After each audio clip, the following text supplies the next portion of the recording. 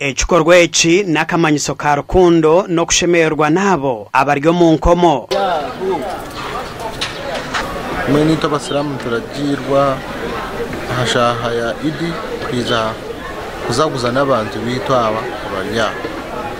So ntutera muranga abantu bona abo kubasa kwiza kugira ngo izo bankeri bize ba celebrating n'abantu ba prison. Abarukura Shema Prison Nyakashambya basima ba Bashir Pharmacy Foundation ahabwo kubijuka. We thank you Mr. Bashir for the contribution you always give us.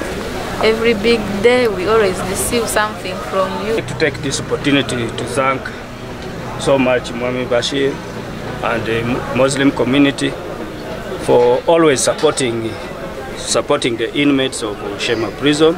Omuganda abasiramu mu ishaze ry'Igara East omu district ya Bushenyi bahirwe byo kusiburikiraho ahabwa idiyeri izoba kandi bihirwe yo munyishengero wishazeri Michael Mawanda Maranga tebwa kandi owijavekira office ya Honorable Michael Mawanda MP w'Igara East nitwaro mu gisho guhereza ebintu ebirumushikari ebirumuceri ebirumbuto abasiramu ab'Igara East abatungire byo kusiburikiraho basimira munyishengero wabo ahabwo kubijuka. Honorable Michael Mawanda abokorera bangu burijo imyaka 15 yasi yagwembezi burijo yese natwataraho omusiburuka na Idi azha basiramu bina amashomero make omu Igara East bine mu services inte ezikwetaga umukono goye gukwataho ka fundraising n'ebindi byasaramu kuombekera emizigiti omyaka 15 giyasya omuzigiti gwa katano gwa rukombeka